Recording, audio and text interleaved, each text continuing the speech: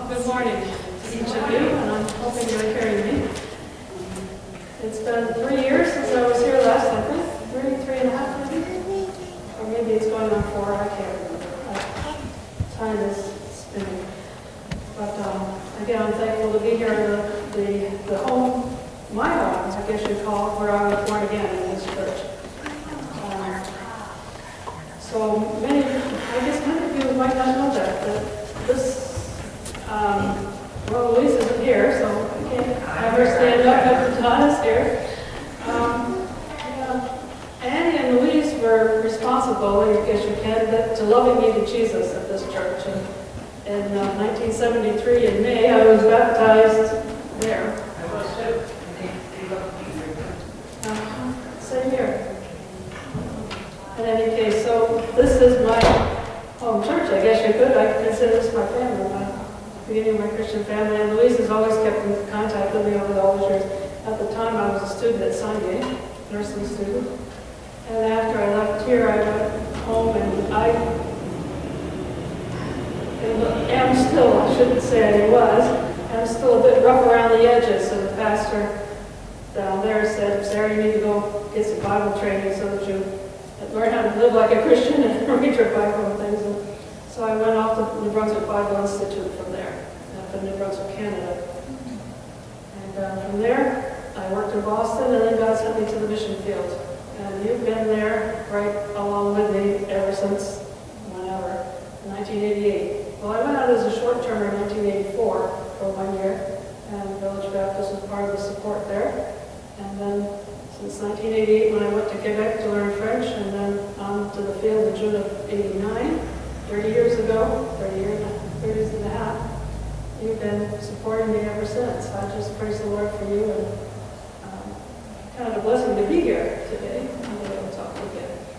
And this is Louise, and I'll go up and see her afterwards because I can't go without seeing Louise. Andy, of course, I went home to the Lord a long time ago, several years ago now. And he sure loved. They did love me in Jesus. They really took me in their arms and spoke his words to me. So now out and been in, I don't know which to start with. I'm going to be having to go like this because I have my cataracts done and I can't read without reading glasses. But well, maybe if I did this, I can see you and read at the same time. I'm not. It's sort of a different space in here. I thought I would start with. I was able to use my computer, so I've got a 10-minute video that summarizes the work. I would have shown it to you many furloughs ago, because it's almost 20 years old now. But so little has changed in those 20 years, that the population has doubled since I got there. And it was 6 million when I first went to the field. It's 12 million now, the population of it in the same territory. So there's more people than there were then, but really, a lot of the conditions have not changed. I have my map, but I don't need that because you have the video, you'll be able to see more of what it's like where I work. But it's in West Africa. I've always said I'm in the armpit of Africa. If you have the map of Africa in front of you, there's the armpit, and I'm just right outside of the armpit in Benin, West Africa. It's a French-speaking country. And I live way up in the northwest, which probably means not much to anybody, except that if you listen to the international news, I live an hour from the border with Burkina Faso. And if you've been listening, Burkina Faso is in the process of a invasion from the Islamist militants, to the point that our SIM missionaries have had to leave and all go to the capital. And many of them are leaving even from there because they're in such danger if they live in their posts. Even the Africans themselves, the ones that are Christians, are threatened. One of our missionaries went to visit there, and one of his friends came to him, and all he said to him was, if they see me talking to you, they will kill me. And he walked away. That's all he could talk with the man. He just walked away. That's how severe they're being persecuted there. This was particularly the Fulani people. And I'm an hour from the border, and they just had another where they went into a church and killed 14 people or so, about 200 miles north of the border from where I am. That's the border that goes into the MA. So security is becoming an issue up in the northwest corner where I am. But let me start back at the beginning. I don't know, which would you rather hear? What happened just now? Well, let me give you a background. I'll put the video on, and if it doesn't work, then we'll figure that out. Where's the... we'll see if you can see it. It starts with a... I have to take this off of the next. And in West Africa is a country of 6 million people. They speak up to 50 different languages. I would like to take you up to the northwest corner, to the Bunikora region. It is an area of 100 to 150,000 people. There I would like you to meet my neighbors and my friends. Yes, this my 3rd term has made that change in my life as I have gotten more acquainted with the different families I work among.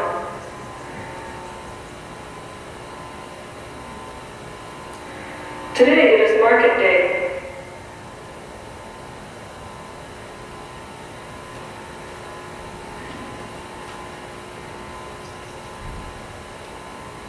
How often is market day? Every 4th day. Every 4 days they have market. So it rotates.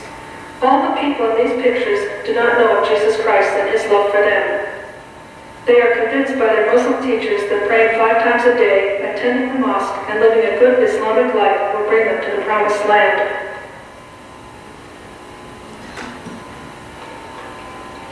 Most in our area mix Islam with their animistic or fetish religion. They make sacrifices, talk to spirits, and put curses on people who offend them.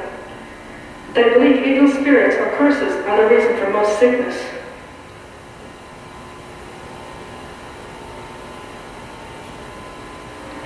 They are the reason that the SIM Sick Dispensary was started. It has been a steady source of the gospel light shining in this region for 40 years. Yes, there have been several churches that have started because of this ministry.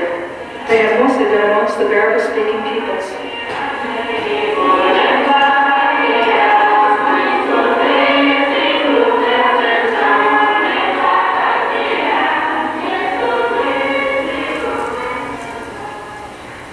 When I last reported on this work, we were preparing for the construction of the new dispensary building.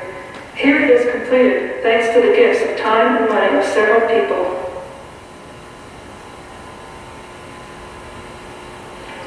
We are thankful for our new workplace. Many of you might remember our old working conditions. Now in our spacious quarters, we can tolerate the noise, even when our sterilizer is working.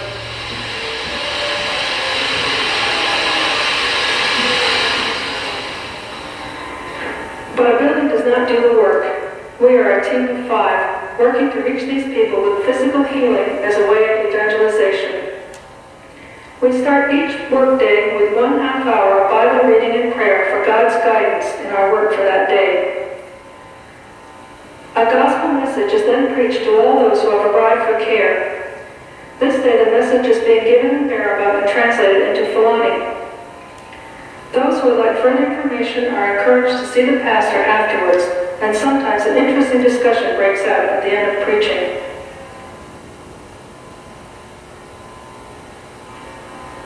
After the preaching, Buddha Jeremy gives basic information and then sells tickets for the medical care. It costs $2 a person, including medicine. This day we saw over 100 people.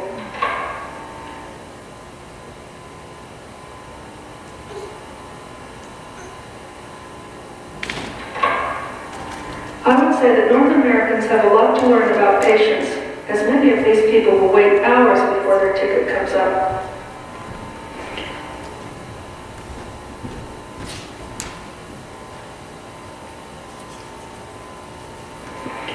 Everyone is seen by either Denise or myself.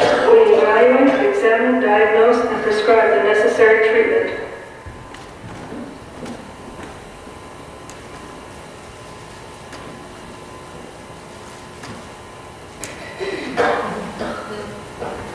While I'm away on home assignment, the SIM in Barangay Hospital has sent us Etienne to fill in my place and to help ease Denise's burden. We are grateful for the health and strength God gives us day by day. We have been exposed to cholera, meningitis, yellow fever, and other contagious diseases, but have not fallen sick. If they need medicine, their next stop is Amos, our pharmacy dispenser. He prepares the medicine, then explains to the patient how to take it. Good Aunt Jeremy is often called upon to dress wounds. Many people let simple sores become awful before coming to the dispensary. They are too busy with their farms to take time off for health care. Every Wednesday we also give childhood vaccinations to any baby who needs them. But we were seeing many babies coming in with measles and whooping cough. Most of them were from the Fulani people. So we started a village health program to reach these people.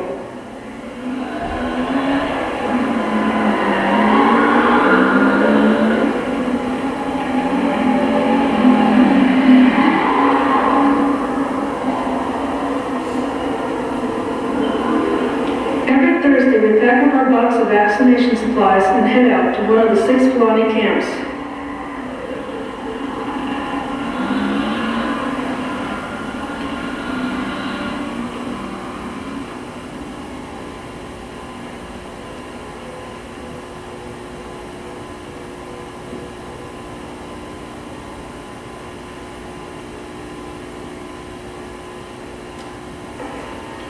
Our pack had new challenges each time.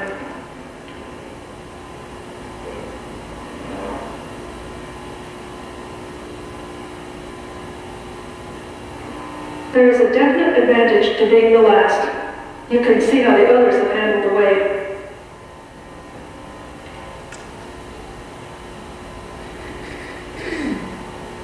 At harvest time, the sorghum towers over our heads as we drive along. Sorghum is often a signal that we have approached a village, and in this case, the village of our destination. This village is 12 miles from the dispensary, and it usually takes us 1 hour of travel. In rainy season, that can easily become 1.5 hours.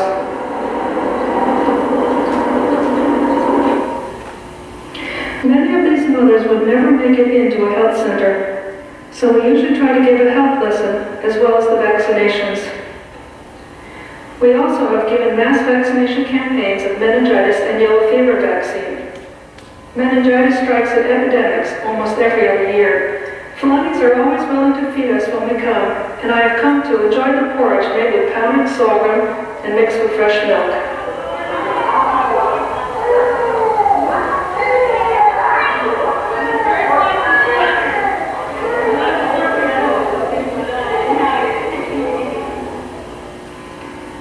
The Fulani are considered a Muslim society.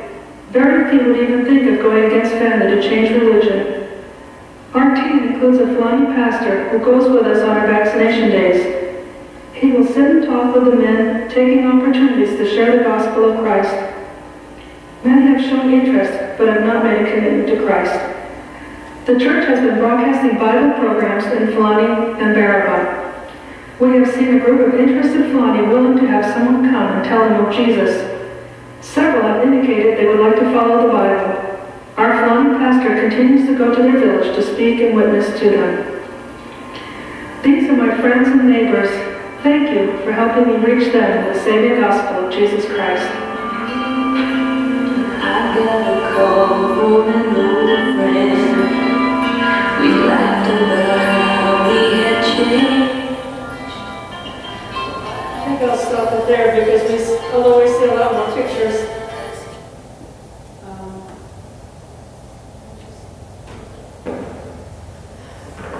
so basically it's similar. I can see the difference, but you would know the difference. There's so little difference between us there. Except if all the Muslim women are now have headscarves, most of them have it so that none of their hair shows. That's come in the last couple of years. These Islamists from the north are coming in more and more and enforcing, saying to the men, your wives have to cover up. And so they go home and say, you've got to cover up. And then they come into the clinic, and the first thing they do is take that off so I can see who they are. I don't know.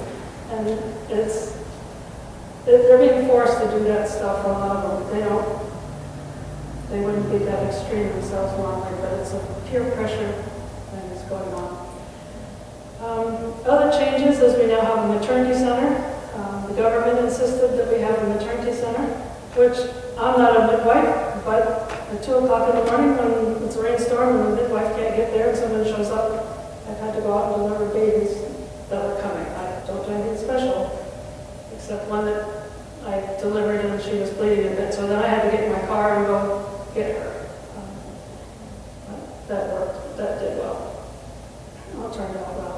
It just adds a little bit more joy in our work, because it's usually a positive thing happening in maternity. There are some sad days, but yeah, it's joy. Also, this past year, the government, if you read my prayer letters, as few as they are, the government has tried to close all the private dispensaries.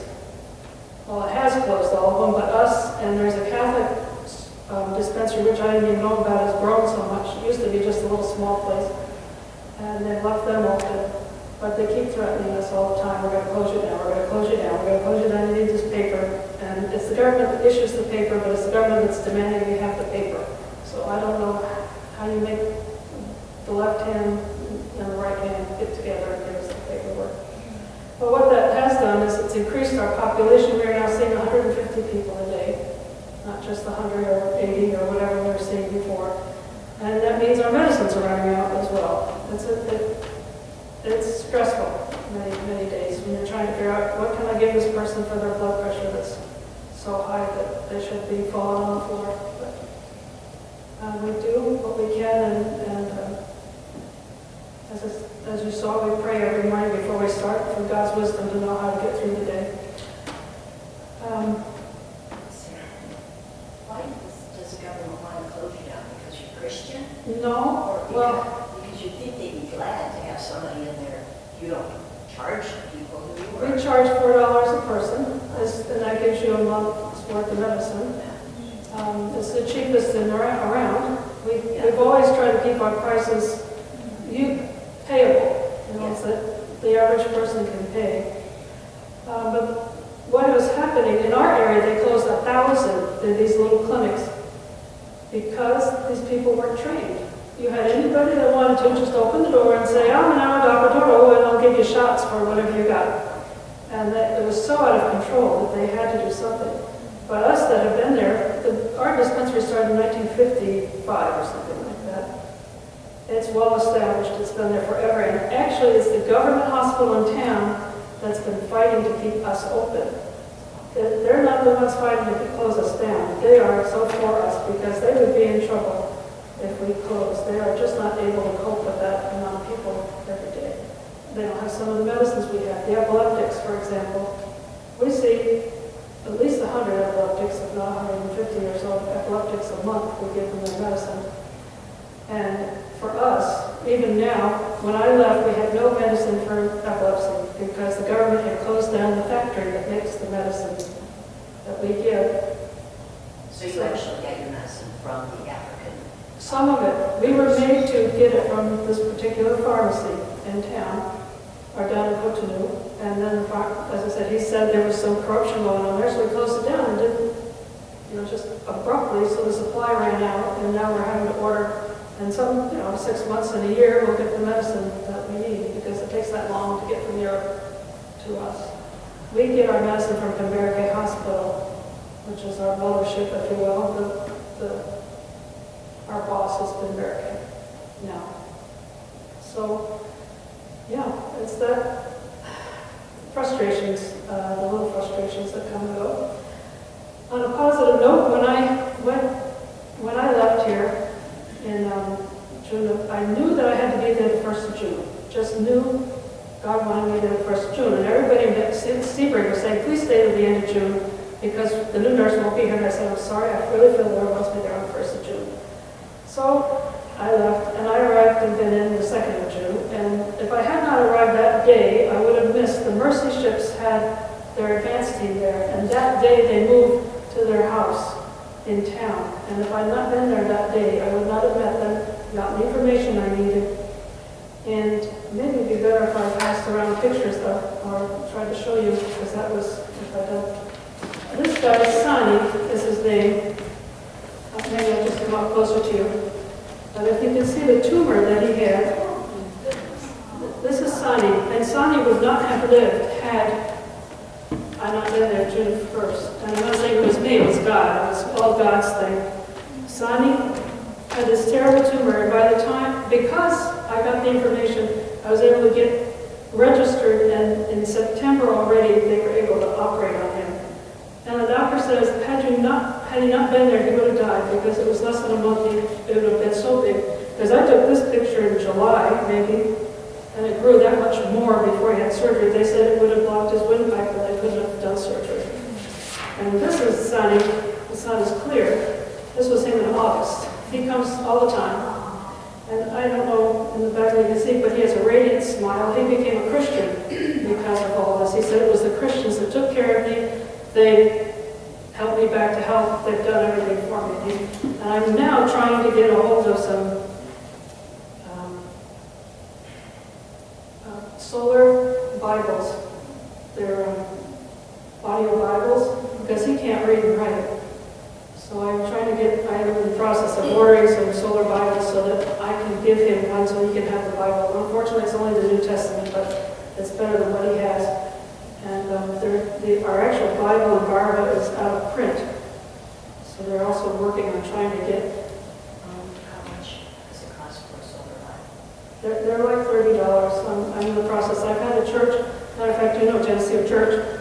No, yes, Geneseo, Christ Community, have given me $500 towards that. So it'll probably be, because I'm going to order 20 of the $600, but I've got the ministry funds there. I've just been going back and forth with the guy that does the work because he wants me to use certain programs and I want the Bible. But that's what we're doing. But it's to be able to give him, and there's another girl named Becky, but I see I'm going to run out. I've got till 10:30. I will run out of time to tell you Becky's story. So briefly, I don't have her picture here, but Becky is a Muslim girl, was raised, born to a Muslim family, but she was burned. For you that go back in time with me, you will know that Becky was burned when she was 3 days old. Kerosene lamp burned, flipped over, and they brought her to me as a burned baby, newborn. And with God's help, we got her healed, and she's terribly scarred. She gets bullied all the time in school. But she's going on 18. Next month she'll be 18, so that's how many years ago it was. This past year she came to me because she always drops in. You know, we've been friends since she was a little kid because she knew me from Evermore. And she dropped in and she said, my dad says I can't go to church anymore. Her grandmother comes to church. I don't know how that happened, but she's a Christian, the grandmother. And she always took Becky. Becky was allowed because she was handicapped. She could go to church. And she goes, my dad's refusing to let me go to church anymore. I have to go to the Quranic school. So I said, oh, well, she says, do you have a Bible that I can have? And I says, do you want French or Barba? I had a Barba New Testament. And she said she'd prefer the French because then her sisters could read to her. So I gave her that. And the next day, one of the ladies from the church, Natalie, comes by. She goes, do you realize that Becky's going to the mosque now? And she's put that veil on and isn't going to church anymore? And I says, let me tell you what Becky told me. So I told her what Becky said, that she's being told she can't go. And Natalie's a bit strong-willed, and thankfully there are people like that. And she marched right over to her father and said, no, Becky's come to church ever since she was a little girl. Why do you stop them? Anyway, the outcome was that Becky's been allowed to come back to church. And she's there at prayer meeting, and she's there at Sunday school, and she's there at church. She's really feels that she's a Christian.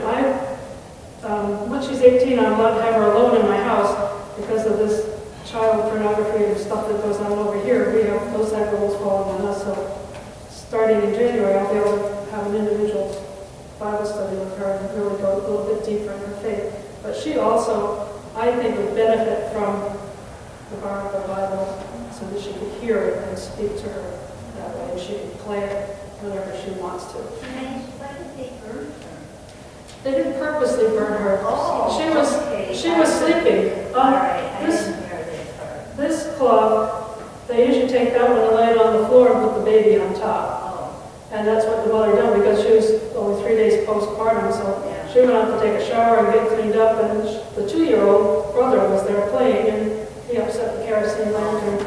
And so mother heard the baby screaming, and the baby crying, and the boy crying, and she came running and touched the baby, and as I said, brought her to me roasted, but it was terrible. It was a terrible day, it was a shocking day, I guess, for all of us, but Becky is very handicapped because the scarring has, somehow it made it so her hip didn't develop, so she has no hip. So she walks kind of funny, and the terrible scarring has given her scoliosis of her back.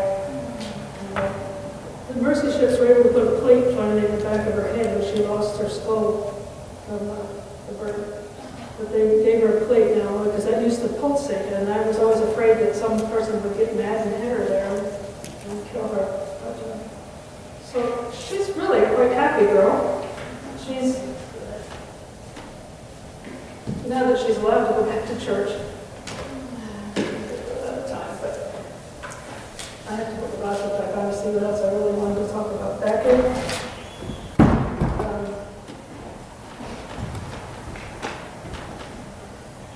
fear. I told you about the current political issues going on there, and when I got back, after doing for the Mercy ships, then I stayed there as a translator for almost my first whole year that I was back. I was down in Cook, I would go back and forth, I'd transport the people down and then be their translator, and I would go with them everywhere so that they were taken care of, got through the system. Because nobody down there spoke Barabbas, and my poor Barabbas was good enough to get them through the system. And then I came back to start working, and the staff said, Sarah, you should never let people come in at night. You should never answer the door at night. And I said, I cannot refuse somebody that's that sick in the middle of the night. And they said, but there's terrorism and all that. And I started to have fear. And I started thinking, it started going in my head, and I finally one day said, Lord, you brought me back here. You brought me back to the same place, and I can't do my job if I have fear like this. You'll have to take this fear away. And he did. I was so thankful that he just took that away. And I said, I will see people if there's a convulsive child, if there's a snake bite, and if it's an accident, are 3 things that they cannot go anywhere else for, because we are the best treatment for convulsions and snake bites. Accidents, they probably go somewhere else, but that's a real emergency. If somebody just fell off their motorcycle, they need help right now. So, I feel God's protection when I get called at 2 o'clock in the morning. If somebody comes and says, well, they've been sick all day with diarrhea, and now I said, you've got to go somewhere else, I'm not coming out. Come back in the morning, if it's a convulsive child, I go out. And now with the maternity, of course, people come, babies don't wait till the morning. Babies don't wait, they don't have a schedule. They do what they're going to do when they do it. So that has gotten me out. I'm not the midwife, but I will go and sit with the mother until the midwife gets there. The big, hey Louise, so good to see you.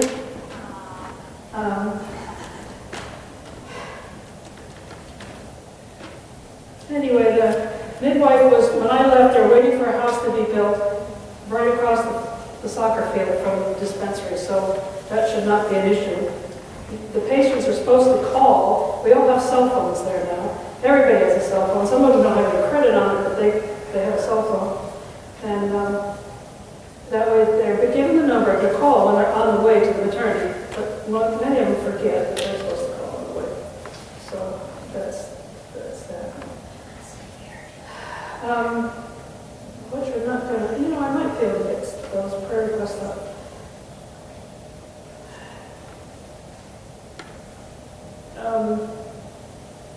I just had a whole list of things to talk about, and I'm running out of time, so I'm not going to be able to talk about them. Just don't even know where to go next.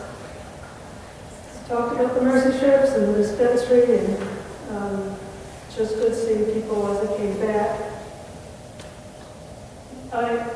Concerning the dispensary, I think I mentioned it in the thing, we have been a lighthouse for all these years in that community, and I really think sometimes this government shutdown is a satanic attack on us and not just the government. I see it, and I think all of us see it as a satanic attack on us, because he doesn't want us open. He doesn't want the gospel being preached, and the gospel is preached every day. People sit there and wait, and they hear the gospel in at least 2 languages, the Bible and Fulani, every day. And some people do come afterwards and talk to the pastors. Maybe not there, but when they go to the market, walking down the street, they'll talk to them and walk alongside of them, and then, or see them somewhere else. So the gospel is still going out, and people do get saved. But Satan isn't happy, and he's using that to close them down. I talked to you a bit about where there's a lot of stuff is coming in. I just had to, well, at the end of October, I had to take a advanced security course to what to do when you're kidnapped, what to do when they take your car. And this is the reality of living there now. I had to provide my dental records in case they have to identify a body. This is the reality of how the world is changing out there. And I feel that now is the time to get the gospel, because it's a very short time before the door is going to be closed. We're not going to have the opportunity to preach. And I don't know if the church is strong enough. I came back and found the church, and I think it regressed a little bit in this strength. So we need men and women that are strong in the faith to resist what's coming down, which is obviously coming to our way, day by day. And I don't know, I've got 2 years. I feel that the Lord would have me come home after 2 years. I was going to stay till I was 70, but He's put in my head that 2 years, when I go back in March, I'll stay for 2 years, until June of 2022. And I'm like, what can I do in 2 years? And then I can continue to work in the dispensary. But where would be the best value for my time that I've got left? So that's it in a nutshell. I just wanted to share briefly. Last year, I was sort of in a slump, and the Lord, I've got all these books. I've got to get rid of all my books because nobody speaks English there. Nobody wants English books. So I'm going through my shelf, and I picked up The Holiest of All. If anyone's read it, Andrew Murray's book. And it's his exposition on Hebrews. And if you know me, I'm not a real Bible study that have to dot all the I's and see what tense of the verb and stuff. That's not me. I'm a nurse. I don't do grammar. Don't do English, but God's put me there where I have to speak 2 different languages. But he just used this book, and this man takes the book of Hebrews and he applies it to you personally. It's not grammar and all that history stuff. He applies that Jesus, and one of his phrases he reuses is taken from Hebrews 3:1. Consider Jesus. And I'll read it to you. Because it's sort of like in the middle of a parenthesis, in the middle of a, what do you call this? English parenthesis. It says, wherefore, holy brethren, partakers of the heavenly calling, consider, and that's where the consider comes, consider the apostle and high priest of our profession, Christ Jesus. So consider Jesus, and he uses that as he goes through the whole book of Hebrews. When we consider, and we consider meaning to think on, in other versions, and we consider Jesus, and there's been several incidences this past year that have caused some grief, and I just have to remember and consider Jesus. Consider this person, this God that came to earth as a child this time, well, we celebrate this time of year, and then went to the cross, and is now our heavenly priest there, interceding for us daily. Just consider him when, I don't know, it just sort of helped me refocus, I guess you can. You get really focused on the little stuff every day, but just to refocus and consider him when things are not smooth or whatever, as you would have, or as we would have, but just to consider him. That was Hebrews 3:1. The book, the holiest of all. He's an old writer, and this particular one has the whole King James because he was from South Africa, wrote this in Dutch apparently the first time before it was translated into English. It has the entire book of Hebrews out, and then it brings each verse as you go through. But I just found him such a blessing, because that's what he kept bringing me back to. Every chapter I use it as a devotional for several months, just to refocus on Jesus. That's why I'm here. That's who I worship. That's who I would love to share with these people in front of me every day. So, yeah, I guess that's all I wanted to say today. Let me put my glasses back on. I'm sure I didn't write anything small down here. Yeah, I'll leave. Sarah, can I ask you a question? I should know this probably from the follow-up, but last year, I think it was that the government shut off your electricity. We never got electricity. They never even gave it to us. They ran the line down the road right in front of us. We had the poles, everything necessary. The guy that was laying the line had a problem with, he had been fired by our hospital, Benberke Hospital, which is 2.5 hours from us, and had a grudge against Benberke, and he knew that we were part of Benberke, so he refused to hook us up. And he hooked us up a half a mile down the road, which means now we have to run the line from down there back to us. And we've been advised not to do that, that it was the electric company's job to do that. So we've been waiting over a year now for them to do that. Never been resolved. But you know, no, I've never had electricity. I have solar panels, so you know, it's nice not having a bill to pay. I have my solar panels. I don't need to pay the bill. And for me, it's fine, but You have sun. sun all the time. And the problem is with our mission compound is, you could say, divided in two. The other house, the missionary house, there's not another missionary. There's the Fulani translation team is over there, translating the Bible into our Fulani. So they would love to have electricity over there. And I said, you know, we can run tree poles if you want from over there to get you through. But I've been advised that we have to wait till the electric company comes back and does it right. So maybe it will, maybe it won't. But he was going to go back and start harassing them a little bit more. I won't harass them. How's the Desmond holding up? Desmond, there, I left about 10 tubes when I left. Wow. I've been home down with cataracts. I was told last year by the doctor there, Sarah, you have to go home and get your cataracts done or you cannot drive anymore. And I said, I have to drive in the middle of the night. I have to drive. And he said, well, then go home and get your cataracts done because I am saying you can no longer drive. So I came home, when I was home, I bought 2 of those big pots of this stuff. That's why we have some left over, because we used that weapon to put all into the pots and the bags, these little Ziploc medicine bags. It looks like the men are wanting to come in here. There were prayer requests that were on the last slide that didn't get put up because I didn't use the slides. But I think you can tell that the dispensary might remain open to be a lighthouse, and that we might find favor with the government. There's a new head nurse. She started on the 1st of November. Her name is Dorcas. We pray for Dorcas.